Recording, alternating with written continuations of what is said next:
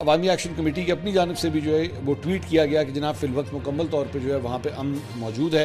बाद में क्या होगा इसका इल्म अल्लाह ताला ही बेहतर जानता है, लेकिन इस वक्त तक हर तरफ अमन व मानी है। अमेरिका और ईरान के दरमियान मुआहदे पर जनाब इलेक्ट्रॉनिक दस्तखत की तकरीब जो है वो आज बताया जा रहा है कि होगी। डोनाल्ड ट्रंप ने कहा कि ईरान से कल मुआहदे पर दस्तखत होने हैं। दस्तखत होते ही आपने हुर्मत सबके लिए खुल जाएगी। जब सुकून हो जाएगा तो मुनासिब वक्त पर जाकर एटमी मवाद की बाकियात हासिल कर लेंगे। भारत के साथ जनाब बहुत बुरा हो रहा है। अमेरिका की जानिब से एक जनाटेदार थप्पड़ पड़ा है भारत को। हमने जो इंडियन चैनल्स को जो मॉनिटर किया है उसमें जनाब मोदी को बड़ी टिका के वहां पे गालियां पड़ रही हैं।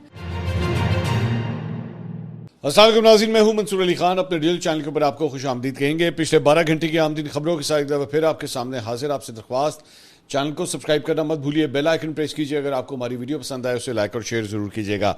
आपके चंद सवालात भी जो है वो इस वीलॉग के अंदर शामिल किए जाएंगे आखिर में चल के, क्योंकि बहुत देर हो गई थी। हम कोशिश करते हैं कि वीकेंड्स के ऊपर जो है आपके चंद क्वेश्चंस जो हैं वो शामिल करें, तो आखिरी पोर्शन के अंदर जो है उसे शामिल करेंगे।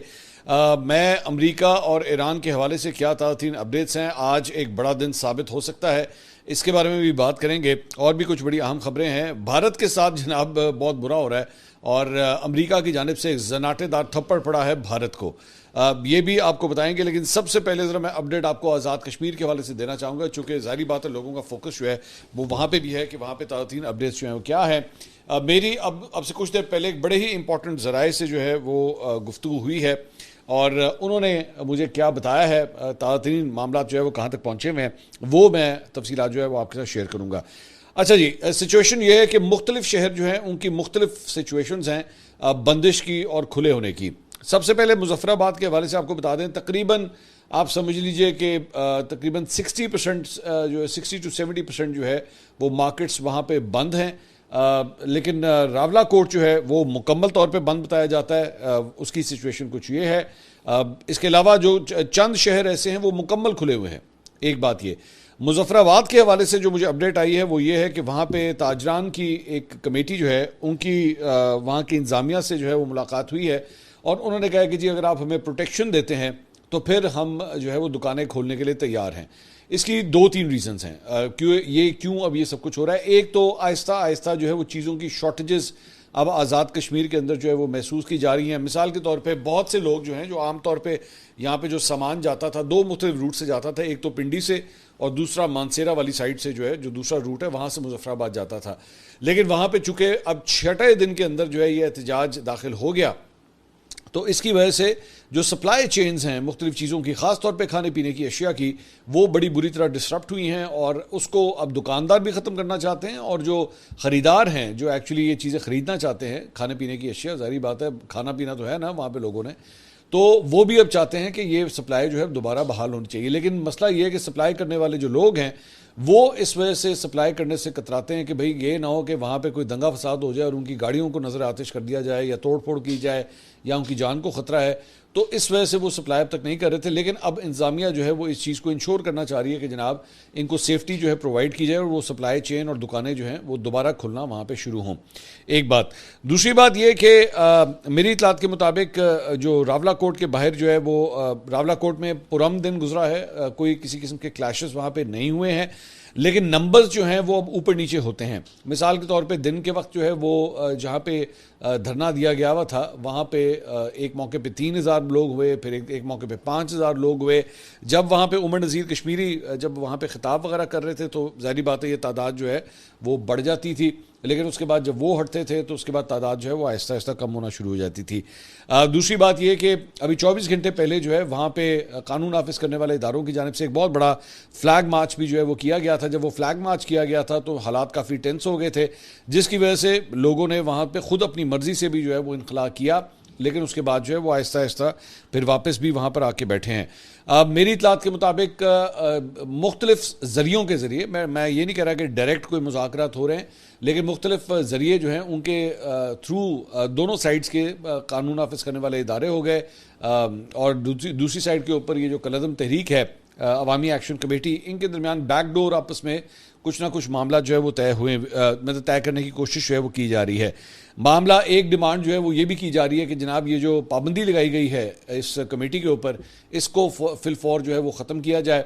इसको अगर आप फिलफौर ख़त्म करते हैं तो फिर जो है वो बातचीत का जरिया जो है वो खोला जाए और उसके बाद लॉन्ग मार्च जो है वो ख़त्म किया जाए। अब मसला ये है कि जब तक जिस तरह इनको कलअदम करार दिया गया है, जब तक ये कलअदम करार दिए गए हैं तब तक बाकायदा तौर पे अब वफाक की जानिब से कोई टीम जो है इनसे डायरेक्ट बातचीत भी नहीं कर सकती, क्योंकि उनके ऊपर तो पाबंदी लग चुकी है। पाबंदी लगी हुई किसी भी ग्रुप के साथ या किसी भी ग्रोह के साथ जो है वो बातचीत नहीं की जा सकती। तो इसलिए अब उनकी भी ये डिमांड है कि जनाब ये जो हमें कलअदम करार दिया गया है इसको ख़त्म करें, ताकि उसके बाद हम बातचीत का जो है वो सिलसिला दोबारा शुरू करें।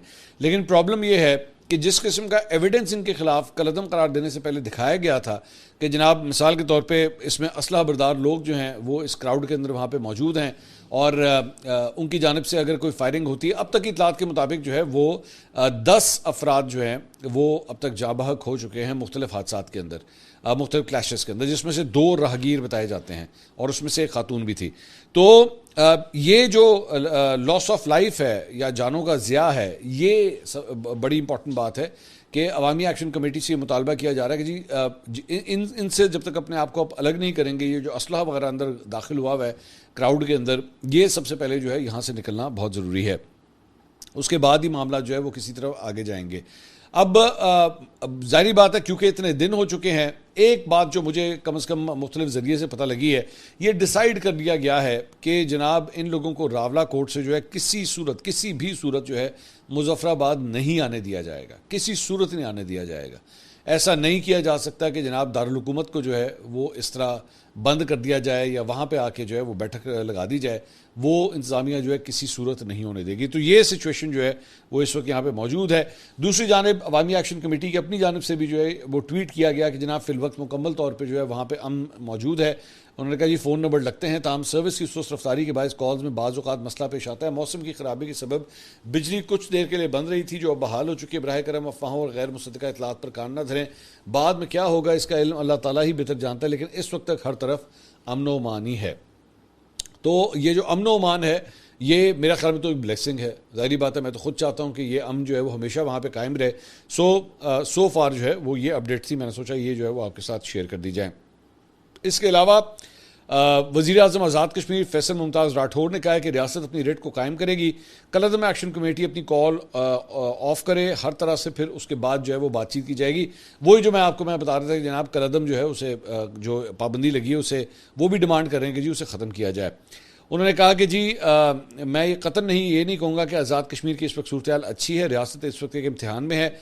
मुजाहरों के दौरान जिनकी जानें गई उनकी कोई कीमत नहीं हो सकती। माजी में जब हम मुज़ाकरात की टेबल पर बैठे तो 14 कीमती जानें ज़ाया हुई थी। मेरी बातों को उस वक्त एक्शन कमेटी ने ना गौर से समझा और ना सुना। उन्होंने कहा कि रियासत अपनी रेट को कायम करेगी, आप अपनी कॉल ऑफ करें, आपके साथ हर तरह से बातचीत की जाएगी। इस तरह से अब मुज़ाकरात मुमकिन अब नहीं रहे। सबसे पहले आपको ये कॉल, अपनी जो कॉल है लॉन्ग मार्च की, इसे ख़त्म करना होगा। ख़वातीन और बच्चों को तहरीक का हिस्सा बनाने से मुतल्लिक़ सवाल पर उन्होंने कहा कि जो लोग भी किसी तारीख का हिस्सा बनते हैं वो बेकसूर होते हैं, उन्हें ख्वाब दिखाए जाते हैं, उनकी मनपसंद बातें बताई जाती हैं। ख्वाजा आसिफ साहब ने ट्वीट किया, उन्होंने कहा बातचीत की इब्तिदा रियासत से वफादारी और मुकम्मल अतात से होती है। आज़ाद कश्मीर के कुछ बहके हुए भाई जो आजकल किसी एजेंडे पर चल रहे हैं वो आईन पाकिस्तान के आर्टिकल 5 को ज़रूर पढ़ें जो रियासत से गैर मुतज़लज़ल वफादारी का तकाजा करता है। इसके अलावा रियासती इदारों के खिलाफ हर्जा सराई और नफरत अंगेज़ बयानात पर मीरपुर के इमरान शेख के खिलाफ जो है वो जनाब एक मुकदमा दर्ज कर लिया गया है। मुलजिम ने बरतानिया में अवामी इज्तिमा में रियासती इदारों के खिलाफ इश्तियाल अंगेज़ और तौहीन आमेज़ बयानात दिए। इमरान शेख के खिलाफ थाना सिटी मीरपुर के अंदर जो है वो मुकदमा दर्ज कर लिया गया है। अच्छा जी, इसके अलावा अब दूसरी खबरों की तरफ आते हैं। अमेरिका और ईरान के दरमियान मुआहदे पर जनाब इलेक्ट्रॉनिक दस्तखत की तकरीब जो है वो आज बताया जा रहा है कि होगी। और दफ्तर खारजा की जानिब से बयान में कहा गया कि इसहाक डार साहब ने सऊदी अरब के वज़ीर खारजा शहज़ादा फैसल बिन फरहान से टेलीफोनिक गुफ्तगू की है और ख़ित्ते की सूरत हाल, अमरीका ईरान मुज़ाकरात और आइंदा इलाकाई सफारती सरगर्मियों के ऊपर जो है वो तबादला ख्याल किया गया है। दूसरी जानिब डोनाल्ड ट्रंप ने अमरीका और ईरान के मुमकिन अमन मुआहदे से मुतालिक शहबाज शरीफ का बयान जो है, वज़ीर आज़म का बयान अपने सोशल मीडिया प्लेटफॉर्म के ऊपर जो है शेयर किया, कोट ट्वीट किया उन्होंने। और शहबाज शरीफ ने अपने बयान में कहा था कि अमेरिका और ईरान पहले से कहीं ज़्यादा अमन मुआहदे के करीब हैं और तवक्को है कि आइंदा 24 घंटों में इस मुआहदे को हतमी शक्ल दे दी जाएगी। वज़ीर आज़म ने कहा कि पाकिस्तान मुआहदे की तकमील के फ़ौरन बाद इस पर इलेक्ट्रॉनिक दस्तखत के लिए तैयारियाँ कर रहा है, जबकि अगले हफ्ते तकनीकी सतह के मुज़ाकरात भी मुतवक्के हैं। उन्होंने मुज़ाकराती अमल में ताउन पर अमेरिका और ईरान का शुक्रिया अदा किया। इसके अलावा डोनाल्ड ट्रंप ने कहा कि ईरान से कल मुआहदे पर दस्तखत होने हैं। दस्तखत होते ही आबना हुर्मुज़ सब के लिए खुल जाएगी। जब सुकून हो जाएगा तो मुनासिब वक्त पर जाकर एटमी मवाद की बाक़ियात हासिल कर लेंगे। सोशल मीडिया के ऊपर ट्रंप ने कहा कि ओबामा का ईरान से मुआहदा एक ऐसा आसान, खूबसूरत, हमवार रास्ता था जो एटमी हथियार तक ले जाता और ईरान 6 साल पहले ही जौहरी हथियार हासिल कर लेता और अब तक इस्तेमाल भी कर चुका होता। ट्रंप ने कहा कि मेरा ईरान के साथ मुआहदा उसके बिल्कुल बरक्स है। ये एटमी हथियार ना होने की दीवार है। अब वो ना एटमी हथियार चाहते हैं और ना ही वो इसे हासिल कर सकेंगे, चाहे ख़रीद कर हो या फिर भी किसी और तरीके से। ये मुआहदा कल दस्तखत के लिए तैयार है और जैसे ही इस पर दस्तखत होंगे आबना हुर्मुज़ सबके लिए खुल जाएगी। ट्रंप के मुताबिक ईरान के साथ उन्होंने कहा हमारा ताल्लुक साबका इंतजामिया के मुकाबले में बिल्कुल मुख्तलिफ और बेहतर है। ओबामा की तरफ से उन्हें दिए गए सैकड़ों अरब डॉलर, 1.7 अरब डॉलर नकद के बरक्स इस मुआहदे में कोई रकम का तबादला नहीं होगा। मुनासिब वक्त पर जब हालात मुकम्मल तौर पर पुरसुकून हो जाएंगे, हम जाएंगे और एटमी मवाद जो है वो हासिल कर लेंगे। ये इस किस्म के दो तेज़ जो बयानात जो दिए जा रहे हैं ना, ये भी एक बहुत बड़ी हर्डल है कि अभी तक जो है वो इस पर क्लैरिटी जो है वो नहीं आ रही। दूसरी जानिब ईरान के वज़ीर ख़ारजा अब्बास इराक़ची ने ऐलान किया है कि अमेरिका से मुआहदे पर डिजिटल और रिमोटली दस्तखत किए जाएंगे। ये इंतहाई अहम सवाल है कि अपनी नौइयत के साम तरीन तारीख़ी मुआहदे पर डिजिटल दस्तखत की ज़रूरत क्यों पेश आई। मशरिक़ वस्ता से ताल्लुक़ रखने वाली एक अहम सफारती ज़रिए ने कहा कि ईरान और अमेरिका के वफूद के लिए जनीवा में तमाम तर इंतज़ामात को हतमी शक्ल दी जा रही थी, क्योंकि दस्तखत दोनों मुल्कों के नुमाइंदों को ज़ाती हैसियत में करने थे। ईरान को ताहाल अमेरिका और इसराइल पर एतमाद नहीं और दो बुनियादी चीज़ों की वजह से ईरान में पॉलिसी साज इदारे आखिरी लम्हात में इस नतीजे पर पहुँचे कि ज़ाती हैसियत के बजाय मामला फ़िलहाल रिमोटली अंजाम दिया जाए। नाम जाहिर ना करने की शर्त पर सफारती जरिए ने कहा कि अगर यह तकरीब जनीवा के बजाय पाकिस्तान में रखी गई होती तो ऐन मुमकिन था कि ईरानी वक्त पाकिस्तान आ जाता, क्योंकि ईरान को जिन दो बातों पर ताहाल तहफ़्फ़ुज़ात हैं उनमें से एक बड़ी हद तक दूर हो जाता। इस जरिए के मुताबिक तेहरान से जनीवा तक तवील फ़िज़ाई सफ़र के दौरान ईरानी वक्त की सिक्योरिटी यकीनी बनाने पर संगीन सवालिया निशानात हैं। ईरान में आला सतह पर यह खदशात भी थे कि कहीं वक्त के इस फ़िज़ाई सफ़र के दौरान इसराइल की जानिब से सबोताज का कोई वाक़या पेश ना आ जाए। वजह यह है कि लबनान में जंगबंदी की मुसलसल खिलाफ वर्जी करने वाले और हिजबुल्लाह की क़यादत को मुसलसल निशाना बनाने वाले इजरायली वज़ीर आज़म नेतन्याहू से तेहरान को किसी भी हद तक जाने की तवक्को। इससे सिक्योरिटी जो है वो एक बहुत बड़ी वजह है कि ईरानी वक्त जो है वो जनीवा नहीं जाना चाहता। वो कहते हैं कि जनाब हम यहाँ से दस्तखत जो है वो हम कर देंगे, लेकिन हम फ़िज़िकली जो है वहाँ पर नहीं जाना चाहते। इसके अलावा इजरायली वज़ीर आज़म बेंजामिन नेतन्याहू ने कहा है कि अमेरिका ईरान मुआहदे में इसराइल जो है वो फ़रीक नहीं बनेगा। उनके मुताबिक ईरान मुआहदे के लिए अमेरिका इसराइल से लबनान में हमले रुकवाना चाहता है, जबकि लबनान पर हमले रोकने के मुतालबे पर इसराइल का अमेरिका से सख्त इख्तलाफ है। दूसरी जानिब मारूफ अमरीकी सहाफ़ी और कॉलम निगार निकोलस क्रिस्टोफ ने अमेरिका ईरान अमन मुआहदे की कोशिशों पर पाकिस्तान को ज़बरदस्त खराज तहसीन पेश किया है। निकोलस ने एक्स के ऊपर लिखा कि अमेरिका, इसराइल और ईरान तीनों ही इस जंग के दौरान गलतियाँ करते रहे और कई मौक़े ज़ाया कर दिए। अमरीकी सहाफ़ी ने वज़ीर आज़म शहबाज शरीफ और जनरल आसिम मुनीर को फील्ड मार्शल आसिम मुनीर को दाद देते हुए लिखा कि पाकिस्तान इस बात का भरपूर हकदार है कि उसे गैर मुतवक्किया और हरधर्म दुश्मनों के दरमियान अमन के लिए मुसलसल और अनथक सालसी की कोशिशों पर ज़बरदस्त खराज तहसीन पेश किया जाए। इसके अलावा जनाब जियो ने रिपोर्ट किया है कि वज़ीर दाखिला मोहसिन नकवी ने लाहौर में गैर रस्मी गुफ्तगू करते हुए कहा है कि ईरान अमेरिका मुआहदे से मुतल्लिक 1-2 दिन में जो है वो अच्छी खबर आएगी। उन्होंने कहा कि अमेरिका ईरान जंग का मसला जल्द हल हो जाएगा और सुलह होगी। वज़ीर आज़म और फील्ड मार्शल पाकिस्तान की नुमाइंदगी करेंगे। उन्होंने कहा कि तेल की कीमतों को प्लानिंग के साथ मुस्तहकम रखा गया है। ऐसा ना करते तो पेट्रोल की कीमत 250 रुपये एक ही वक्त में जो है वो बढ़ जाती। एक्सप्रेस न्यूज़ से एक जर्नलिस्ट हैं मोहम्मद उमैर, उन्होंने ट्वीट किया कि मोहसिन नकवी साहब को का कोटेशन यहाँ पे उन्होंने लिखा हुआ है। अब मुझे पता नहीं है किस हद तक सही है, लेकिन उनको कोट करते हुए कहा गया कि जी सुहेल वड़ाई साहब की उम्र अब रिटायरमेंट की है, उनको रिटायरमेंट ले लेनी चाहिए, हुकूमत टाइम पूरा करेगी, परेशान होने की ज़रूरत नहीं है। सुहेल वड़ाई साहब ने वो अभी रिसेंटली एक कॉलम लिखा था जिसमें उन्होंने कहा था कि जी जुलाई के बाद जो है वो हुकूमत का मुश्किल वक्त जो है वो शुरू हो जाएगा, लेकिन इसको मोहसिन नकवी साहब ने जो है वो टोटली डिनाई किया है कि इसमें कोई हकीकत नहीं है। रऊफ़ क्लासरा साहब ने इसके ऊपर जो है वो मोहसिन नकवी साहब के इस मामले के ऊपर एक कमेंट के ऊपर जो है एक ट्वीट किया। उन्होंने कहा याद पड़ता है कि अबसार आलम साहब, आयशा हरून साहिबा ने मीर ज़फ़रुल्लाह जमाली साहब का 2004 में इंटरव्यू द नेशन के लिए किया था। उन्होंने भी फरमाया था कि वो कहीं नहीं जा रहे। चंद दिन के बाद वो अकेले पिंडी रेलवे स्टेशन पर बलूचिस्तान अपने आबाई घर जाने के लिए ट्रेन का इंतजार कर रहे थे। काबीना का कोई वजीर अलविदा करने भी नहीं आया था। सब वजीर F8 सेक्टर में नए निगरान वजीर आजम चौधरी शुजात हुसैन के घर के बाहर कतार में लगकर अंदर दाखिल होने का इंतजार कर रहे थे। इससे पहले 1988 में मोहम्मद खान जुनेजो बैरून मुल्क दौरे से लौटे तो प्रेस कॉन्फ्रेंस करने से चंद लम्हे पहले उन्हें बताया गया, सर अब आप घर जाएंगे, वजीर आजम हाउस नहीं। बेनज़ीर भुट्टो को भी यही बताया गया कि वो कहीं नहीं जा रही। आरिफ निज़ामी की इस सुबह खबर थी कि आज उनकी हुकूमत तोड़ दी जाएगी और शाम तक वो टूट गई थी। सदर फारूक लगारी ने भी यही यकीन आफ्ताब शेरपाव को दिलाया था कि मोहतरमा को जाकर कहें गैर आइनी कदम नहीं लूँगा। नवाज शरीफ साहब को तो एक छोड़ें दो छोड़ें उल्टा 3 दफ़ा इस खुशफहमी में वो रहे। कहते हैं भुट्टो साहब ने भी कुर्सी पर हाथ मारकर कुछ इस तरह मिलते जुलते अल्फाज कहे थे कि ये बहुत मजबूत है। किबला मोहसिन नकवी की इस यकीन दहानी को इस माजी के तनाजुर में पड़ा जाए या इस दफ़ा तारीख थक हार कर दोबारा दोहराए जाने को तैयार नहीं है और वो तारीख का बेरहम पहिया मोड़ देंगे। जाहिर बात है, इसका तो इंतज़ार करना पड़ेगा कि कौन जो है वो सही कह रहा है और कौन गलत कह रहा है। इसके अलावा वज़ीर आला पंजाब मरीम नवाज साहबा, जिनकी पिछले दिनों बताया गया है कि एक सर्जरी हुई थी और वो कई दिनों से जो है वो पब्लिक आई से बिल्कुल दूर थी और बताया जाता है कि वो मतलब रेस्ट कर रही थी और वहीं से जो है वो मामलात को संभाल रही थी। तो आज मेरी एक बड़ी इंपॉर्टेंट सोर्स से जो है मुलाकात हुई और उन्होंने मुझे बताया कि जनाब पीर से जो है वो वज़ीर आला मरीम नवाज़ जो हैं वो अपनी ज़िम्मेदारियाँ संभालने लगी हैं और जो रूटीन की मीटिंग्स वगैरह जो होती हैं वो भी अब वो कॉल करना शुरू कर रही हैं।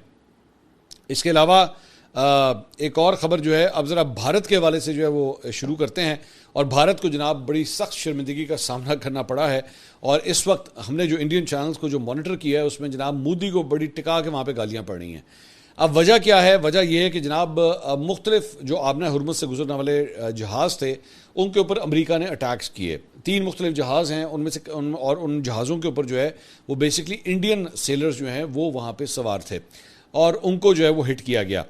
तो उसके ऊपर जो है वो बताया जाता है कि भारतीय वज़ीर ख़ारजा जयशंकर ने अमरीकी सेक्रेटरी ख़ारजा मार्को रूबियो से फ़ोन पर बात की, जिसके बाद उन्होंने ट्वीट किया कि आज शाम अमरीकी वज़ीर ख़ारजा मार्को रूबियो से बात की। मैंने खलीज में अमरीकी बहरिया के हमलों पर हिंदुस्तान के सख्त एहतजाज को दोहराया जिसमें 3 हिंदुस्तानी मल्लाह हलाक हुए थे। तजारती जहाज़ रानी के खिलाफ ऐसे मौलिक इकदाम जायज़ नहीं हैं।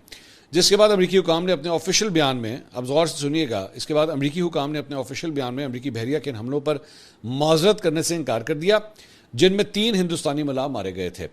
अमरीकी स्टेट डिपार्टमेंट की जानिब से जारी बयान में कहा गया कि secretary of state Marco Rubio ने हिंदुस्तानी वज़ीर ख़ारजा जयशंकर से बात की। दोनों अहदेदारों ने आबना हुर्मुज़ में हालिया वाक़यात पर तबादला ख्याल किया। अमरीकी सेक्रेटरी ख़ारजा ने इस बात पर जोर दिया कि तमाम तजारती जहाज़ों को अमरीकी फ़ौज के अहकाम की फ़ौरी तौर पर तामील करनी चाहिए। अमरीकी नाकाबंदी की खिलाफ वर्जी और ईरानी तेल की गैर कानूनी नकलो हमल को बर्दाश्त नहीं किया जाएगा। उन्होंने कहा चलो दौड़ जाओ यहाँ से। इसी तरह अब आइंदा भी अगर कोई जहाज़ तुम लोगों का यहाँ से गुजरा ना, या तुम्हारे वहाँ पे उसके ऊपर सेलर्स जो हैं या मल्लाह जो हैं वहाँ पे मौजूद हुए तो इसी तरह गोलाबारी जो है वो होगी। सानू ना दसो सी ही करना है। तो बड़ी मुंह की खानी पड़ी है और उसके बाद जो है वो एक तूफ़ान वहाँ पे आया हुआ है और भारतीय सहाफ़ी सुशांत सिंह हैं, उन्होंने ट्वीट किया, look at the public statement release by Rubio, this is what this lot Modi, Doval and Jaishankar have reduced India to, unable to protect Indian lives and being threatened when one of them tries to mildly object about it. Modi's silence of course is the most galling. So basically उनका कहना है कि जनाब ये देखें, ये औकात हमारी रह गई है कि हम वहाँ पे जो है वो छोटा सा एहतजाज कर रहे हैं कि भाई मत करें, इस तरह की बीमारियाँ जो है मत करें। हमारे 3 जो है वो हिंदू भारतीय जो हैं वो मारे गए हैं। तो उसके ऊपर उन्होंने कहा कि जनाब ऐसे ही होगा, आप जो है ख़बरदार यहाँ से गुजरने की जो है कोई कोशिश न करें। उन्होंने कहा ये 2 टके की औकात है आपकी, ये 2 टके की औकात है कि इंडिया का वज़ीर ख़ारजा जो है वो उसको बात करता है और वहाँ से स्टेट डिपार्टमेंट जो है वो ये बयान जारी करता है कि ऐसे ही होगा, इसमें कोई तब्दीली नहीं होगी। भारतीय सियासतदान शशि थरूर ने भी ट्वीट किया, उन्होंने कहा यह सरकारी अमरीकी बयान पढ़कर बहुत ज़्यादा धचका लगा जिसमें बेगुनाह हिंदुस्तानी जानों के नुकसान पर अफसोस या ताज़ियत का कोई इजहार नहीं है। दोस्त और स्ट्रेटेजिक पार्टनर इतना बेहिस कैसे हो सकता है? इन अहम आबी गुजरगाहों पर सफ़र करने वाले तकरीबन हर तजारती जहाज़ पर हिंदुस्तानी अमला सवार होता है। क्या अब इन सबको अमरीकी मिसाइलों के लिए जायज़ हदफ समझा जाएगा? यह तरीका नाकाबिल कबूल है और मुझे उम्मीद है जयशंकर ने मार्को रूबियो से ऐसा ही कहा होगा कि मुझे उम्मीद है कि ऐसा ही कहा होगा। तो ये जनाब जो है वो खबर सामने आई। दूसरी जानिब भारतीय आर्मी चीफ जनरल नरवाने, उन्होंने BBC को एक इंटरव्यू दिया है और उन्होंने उसमें बॉलीवुड की ऐसी तैसी फेर के रख दी है।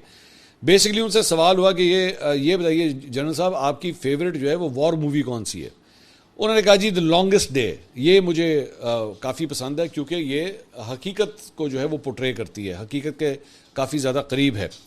तो इस पे जो है उन्होंने कहा कि उन्होंने कहा कि हमारी जो बॉलीवुड की अलबत्ता जो फिल्में होती हैं वो गलत चीज़ें पोर्ट्रे करती है। उनसे सवाल हुआ कि आप कोई ऐसी बॉलीवुड फिल्म है जो आपकी फेवरेट्स में शामिल हो, तो जनरल नरवाने ने कहा कि नहीं, क्योंकि इसमें सच्चाई नहीं दिखाते, और सच्चाई ये है कि war is a bloody game. वो इसको रोमांटिक बनाकर दिखाते हैं जिससे लोगों को गलत तासुर मिलता है कि जंग एक आम चीज़ है। ऐसा नहीं है, किसी पर जंग मुसल्लत करना या हमला करना बहुत सोच समझ कर करना चाहिए। तो ये बेसिकली इस तरह की आपने देखा होगा सनी देओल वगैरह की फिल्में, और इन लोगों की जो फिल्में हैं इनको बड़ा शौक होता है वो बनाने का, कि जनाब बस इंडिया की फ़ौज जो है वही सब कुछ करती रहती, बाकी सारे भावें चीनी हों पाकिस्तानी हों, कोई भी ये समझते हैं कि कुछ भी नहीं है।